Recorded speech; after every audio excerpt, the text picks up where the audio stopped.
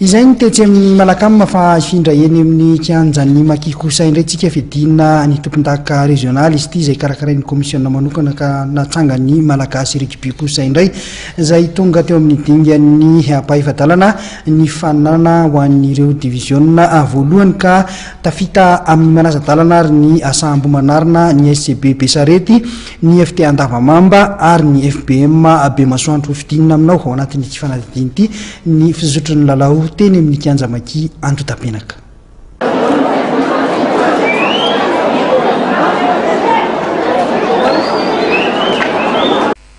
Tafita amin'ny dingan'ny manasa-dalana ny asambo manarina ny SCB Besarety ny FBM Bemasoandro ary ny FT Andavamamba eo amin'ny fiadinan'ny tompon-daka régionaly fananina izay karakarain'ny commissionna teknika eo anivon'ny malagasy rugby. Totosa io tolakandro io teny amin'ny kianjamaki Antotapenaka ny lalao ampahivadalana tamin'ity fananana ity. Ity arahantsika amin'ny sary ity dia ny fiaonana teo amin'ny FT Andavamamba manao akanjo manga sy ny FT Nanoa manao akanjo fotsy.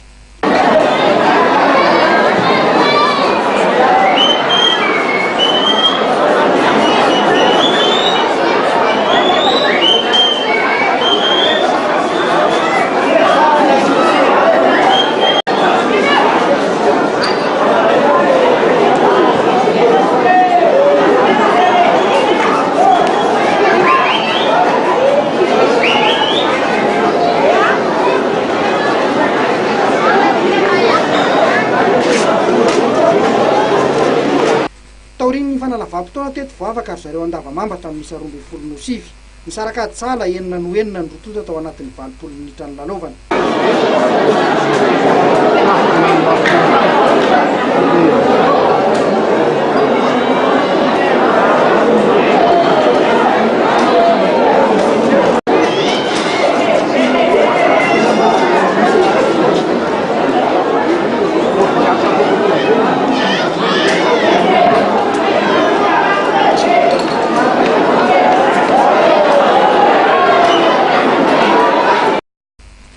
Tamin'ny ankapobeny dia niady ny lalao ary samy nampiseho ny maha izy azy ny rototo saingy mitongilana tany amin'ny Andavamamba ny vitana ka izy ireo no tafita amin'ny manasa-dalana.